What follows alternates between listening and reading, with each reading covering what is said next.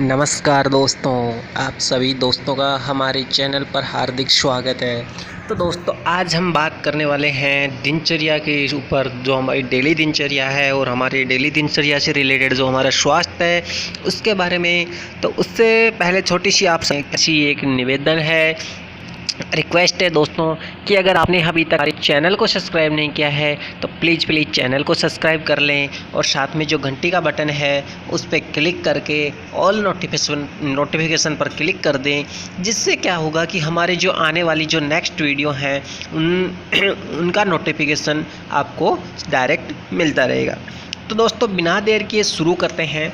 सबसे ज़रूरी बात, हम बात शुरू करते हैं सुबह की उठने से लेकर शाम तक की।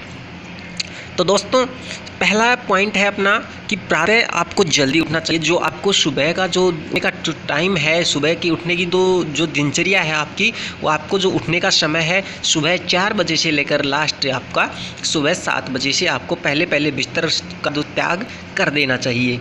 सुबह जगने से जो आपका स्वास्थ्य है वो अच्छा होता है और आयु की वृद्धि होती है।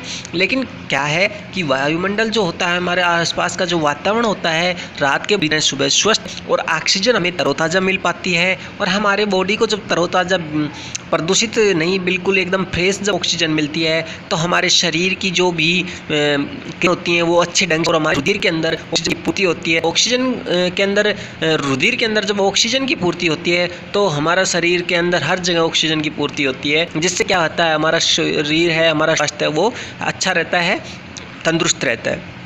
अब बात करते हैं, दूसरा पॉइंट है सोचक्रम।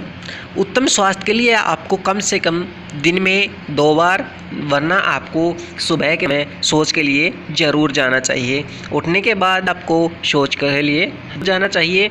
उससे पहले आप मुंह वगैरह धो लें, जिससे क्या कि आपकी आँखों की जो रोशनी है वो बनी रहे। ठंडे पानी से हमेशा ही उठते ही आपको मुँह धोना चाहिए। अब बात करते हैं पॉइंट नंबर 3 की। आप सुबह उठ पे घर से बाहर 100 से कम किलोमीटर तक जरूर, तो अगर युवा है तो आपको 10-15 किलोमीटर तक की आपकी 1 घंटे का समय निकालकर आप अपने शरीर को बचा सकते हैं। तो दोस्तों, ये भी बहुत ही ज़रूरी है। इससे जिस प्रकार हमें हमारे शरीर की जो अंदर की सफाई है, उसी प्रकार उस अंदर की सफाई को बाहर की सफाई करते हैं, उसी प्रकार शरीर की जो अंदर की सफाई उसको भी करनी पड़ती है। जिससे क्या होता है, जो हमारे हार्ट वगैरह है, हमारी जो हमारा उन सभी शरीर के अंदर जो केमिकल होता है वो बाहर निकल जाता है पसीने के द्वारा। तो इसके लिए आप सुबह के समय थोड़ी मेहनत भी करें। अब बात करते हैं पॉइंट नंबर 4। भोजन के संबंध में आप जरूर ये मुझे बातें बताने वाले, इनके ऊपर बहुत ही गौर करना कि दोस्तों, सदैव भोजन समय पर ही करना चाहिए। थोड़ा बहुत लेट हो जाए लेकिन भोजन जरूर करना चाहिए। भोजन का जो समय है उसे आप पसंद आ रहा है तो प्लीज़ यार दोस्तों एक लाइक तो बनता है। दोस्तों, आपके ही लाइक से हमें मोटिवेशन मिलता है और हम आगे ग्रो करते रहेंगे, आपके लिए अच्छी वीडियो लाते रहेंगे। तब बात करते हैं भोजन से रिलेटेड। सदैव टाइम के ऊपर टाइम टू टाइम भोजन करें।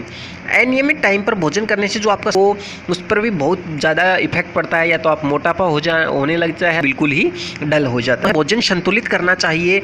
अधिक जो ये गरिष्ठ पदार्थ हैं उनका जो हानिकारक है, फास्ट फूड है, ये हमारे शरीर के लिए बहुत बड़े विष की तरह काम करते हैं। तो दोस्तों, इनसे बच के रहना चाहिए। मैं ये नहीं कहता कि आप बिल्कुल भी ना करें, लेकिन करें तो उनका पचन के लिए कुछ मेहनत करें, वर्जिश करें। ये नहीं कि आपने फास्ट फूड खाया और सो गए। अब चलते हैं अगले पर दोस्तों। भूख जितनी भी हो उससे थोड़ा सा कम भोजन करना चाहिए। बड़े बुजुर्ग कहते हैं कि आपको जितनी भूख हो उससे मतलब आधी रोटी कम खानी चाहिए। ठीक है दोस्तों, अब बात करते हैं, यहाँ तक आपको संभव हो हरी जो सब्जी दाल है उनमें होती हैं, ठीक है, उनको खाना चाहिए। लाल मिर्च आपको कम से कम खानी चाहिए। और जो वनस्पति घी आप बाज़ार से खाते हैं उसके बजाय जो शुद्ध देसी घी होता है गाय का या भैंस का, वो भोजन में ज़रूर प्रयोग करें।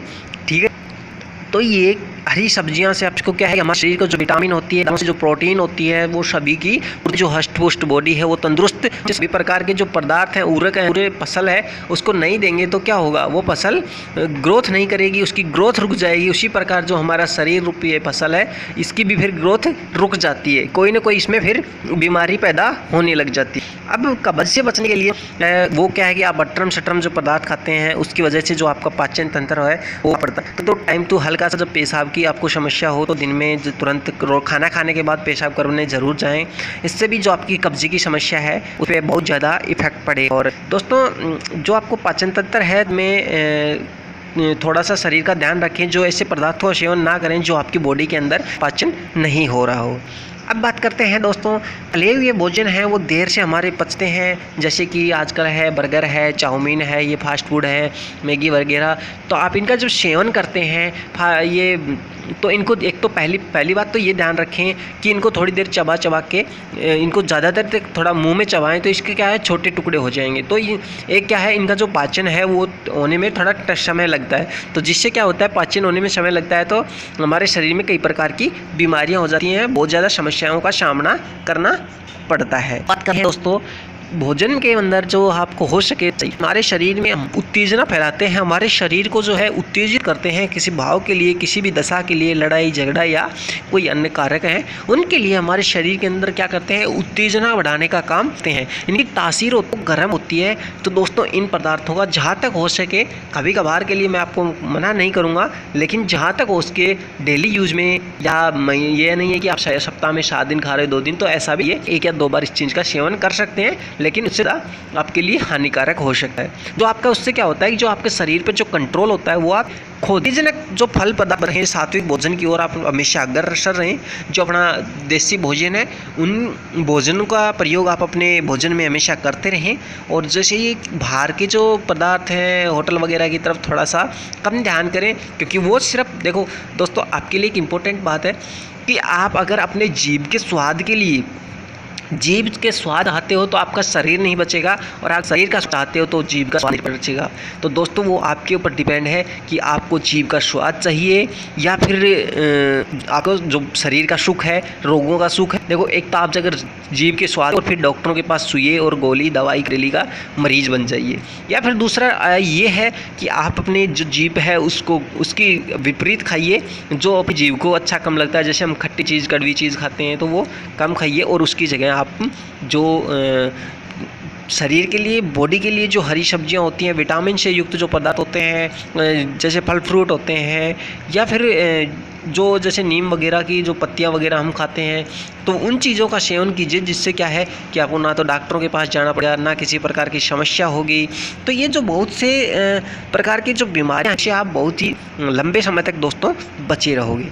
अब बात करते हैं जैसे कि हम खाना खाने के बाद दूध पीते हैं, दूध है या चाय है या कॉफ़ी है, तो उसको पीकर कभी भी नहीं सोना चाहिए। आप उनको पीकर कुछ वर्जिश करें, उससे क्या होता है कि हमारी जो बॉडी की है के अंदर क्या होते हैं, ये सब क्या करते हैं एक उत्तेजना पैदा करते हैं, और उत्तेजना की वजह से जो हमारा शरीर है वो थोड़ा सा डल समस्याओं हमें उनका सामना करना पड़ा है। इसलिए दोस्तों जो भी है जहाँ तक हो संभव जो आप है इसका तो दूध पीकर चाय या कॉफ़ी पीकर तुरंत सोना नहीं चाहिए। तो दोस्तों ये वीडियो में सिर्फ इतना ही।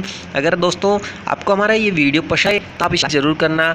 अगर आपने अभी तक हमारे चैनल को सब्सक्राइब नहीं किया तो चैनल को सब्सक्राइब कर लें, साथ में घंटी के बटन पर क्लिक करके ऑल पे नोटिफिकेशन पर क्लिक कर दें। ठीक है दोस्तों, मिलते हैं वीडियो में। ठीक है दोस्तों, आशा करते हैं ये जानकारी आपको बहुत ही अच्छी लग रही होंगी, और आप हमें कमेंट करके किसी प्रकार का शायद हम आपके हमेशा तत्पर रहेंगे, तैयार रहेंगे। ठीक है दोस्तों, आशा करते हैं कि आपको हमारा ये वीडियो है पसंद आ रहा होगा, और हमें सुझाव भी देंगे किस प्रकार की चीज़ की आप बनाएं, तो हम उसके हिसाब से भी आप हिसाब से हम कोशिश करेंगे।